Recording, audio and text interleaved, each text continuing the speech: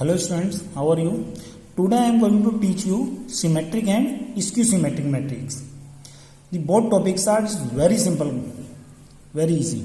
So in symmetric matrix, suppose हमने क्या किया, कोई भी मैट्रिक्स है उसके रो को कॉलम में कन्वर्ट किया, मीन्स ट्रांसपोज किया, और ट्रांसपोज करने के बाद अगर सेम मैट्रिक्स आती है तो वो क्या हमारी सिमेट्रिक, यानी square matrix A is said to be symmetric if A dash equals to A, that is A I J equals to A J I, means row को कॉलम में कन्वर्ट करने पर.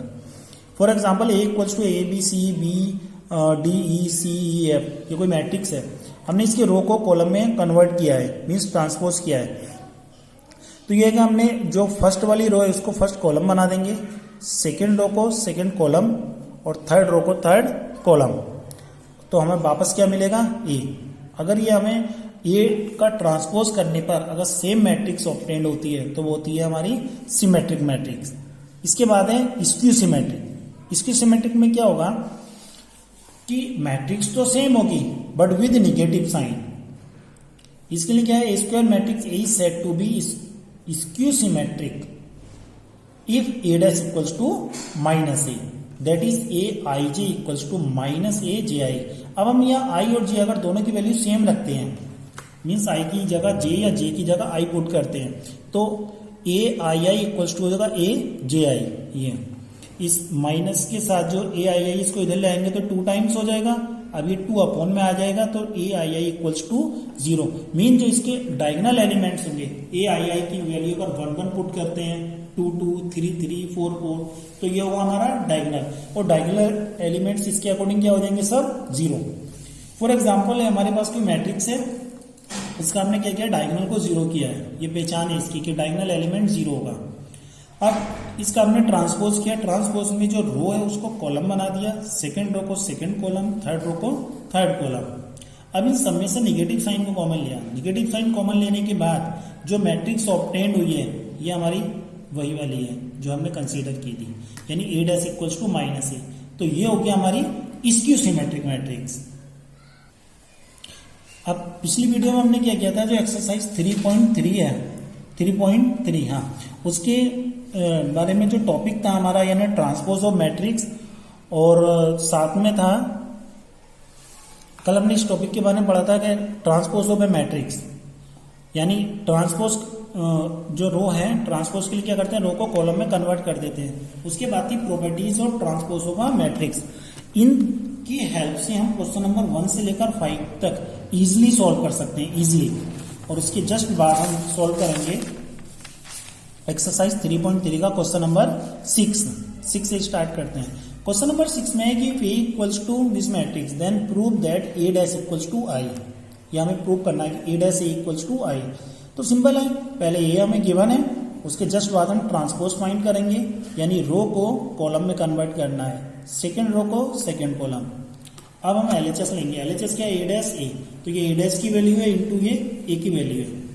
अब हमें इसको मल्टीप्लाई करना है, तो मल्टीप्लाई के लिए जो फर्स्ट वाली रो है उसको फर्स्ट कॉलम से मल्टीप्लाई करना है, और जो फर्स्ट वाली रो है उसके बाद सेकेंड वाले कॉलम से.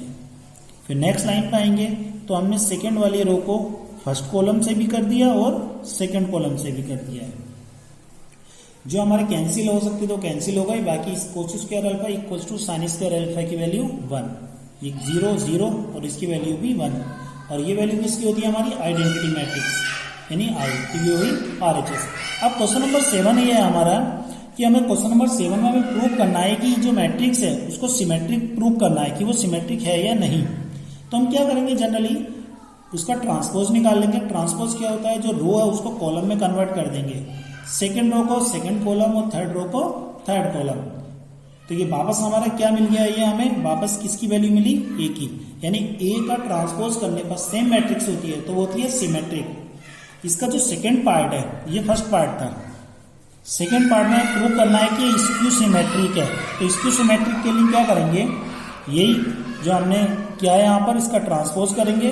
ट्रांसपोज करने के बाद निगेटिव साइन कॉमन लेंगे, और निगेटिव साइन कॉमन लेने के बाद हमारा सेम मैट्रिक्स ऑब्टेन्ड होगी, तो ये a dash equals to minus A, तो वो होगी हमारी स्क्यू सिमेट्रिक मैट्रिक्स.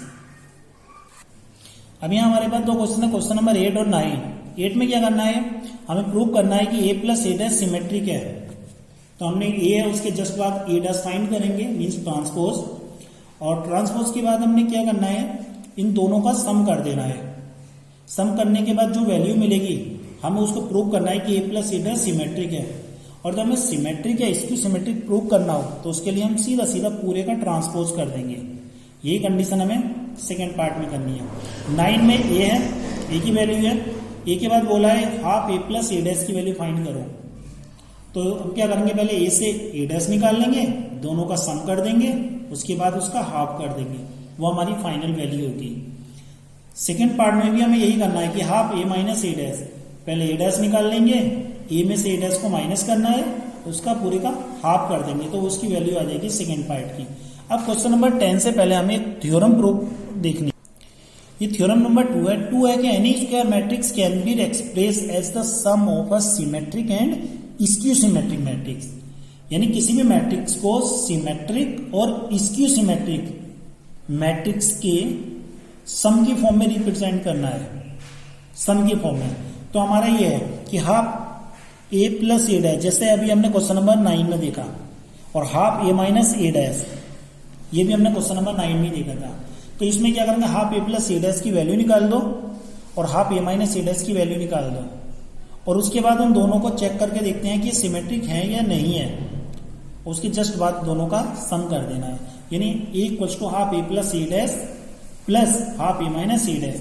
तो ये जो मैट्रिक्स है ये सिमेट्रिक प्लस स्क्यू सिमेट्रिक की फॉर्म में एक्सप्रेस कर सकते हैं। जैसे एक एग्जांपल है हमारा, एक एग्जाम्पल नंबर 22 है। इस 22 एग्जाम्पल में एक मैट्रिक्स गिवन है हमें b इक्वल्स टू, इसको हमें सिमेट्रिक और स्क्यू सिमेट्रिक के सम की फॉर्म में एक्सप्रेस करना है, सम की फॉर्म में, जैसे अभी हमने थ्योरम देखी। तो हम वही करेंगे कि हमने सबसे पहले क्या करना होगा कि हमें b इक्वल्स टू जो गिवन है उसका b डैश निकाल देंगे। अभी हमने देखा था कि half b plus b dash ये क्या होता है, सिमेट्रिक, यानी हम half b plus b dash की वैल्यू को पहले फाइंड कर लेंगे। फाइंड करने के बाद जो भी हमें मिला, इसका हाफ भी कर दिया साथ में, जो भी मिलके आया half b plus b dash, इसको हमने p कंसीडर कर लिया था। उसके जस्ट बाद हम क्या करेंगे, p का डैश निकालेंगे, यानी ट्रांसपोज फाइंड करेंगे। ट्रांसपोज को फाइंड करने के बाद हमें सेम वैल्यू मिलेगी, ये सेम वैल्यू आ गई, यानी रो को कॉलम बना दिया, सेकंड रो को सेकंड कॉलम और थर्ड रो को थर्ड कॉलम, ये वैल्यू है p। और ये जो वैल्यू p है हमारी, जब सेम वैल्यूज मिल जाएगी तो क्या होगा, ये सिमेट्रिक होगा। सेम कंडीशन हम q के लिए करेंगे, तो हम क्या करेंगे, half b minus b dash जो कि हमारा स्क्यू सिमेट्रिक होता है, इसकी वैल्यू के लिए निकालेंगे कि half b minus b dash निकाला, ये वैल्यू आ गई। इसके जस्ट बाद जैसे p के लिए किया था p डैश फाइंड किया था, सेम हम क्या करेंगे, q का q डैश को फाइंड करेंगे।